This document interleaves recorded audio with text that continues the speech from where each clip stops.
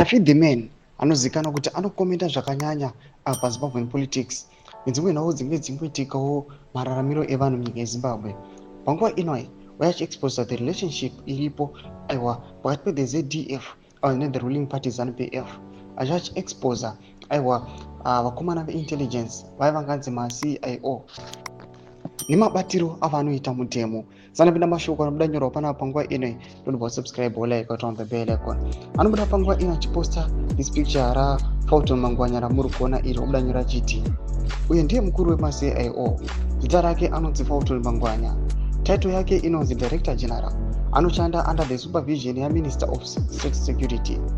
The current State Security Minister is Love Matuke.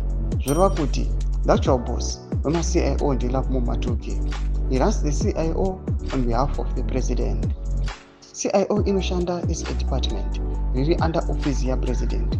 Officially, CIO anotonzi anoshanda mu office ya president. CIO means Central Intelligence Organization. This is established by the section 224 of the Constitution. Tichitarisa zviri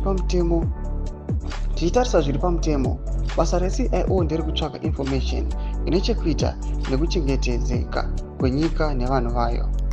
By nature, the CIO operates in secrecy. It is the only security service whose functions are not detailed in the Zimbabwean Constitution. This leaves so much room for abuse of power.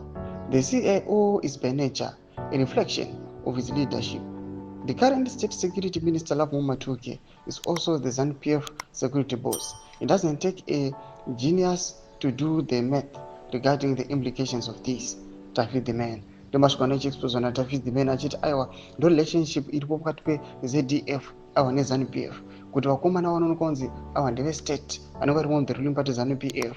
Right now vanoonekwanzi ndo vakomana ve-state security again arimo the ruling party ZANU-PF. Pari kuonekwa kunzi kunyange the mandate kana ma-rules kana ma-guidelines ema-CIOs asiri outlined, panguva ino zvinokonzeresa some infringement nekubypassiwa kwemimwe mitemo. Tudze mafungo enyu mutudi pamusoro pechitiko ichi. Mina comment section medu.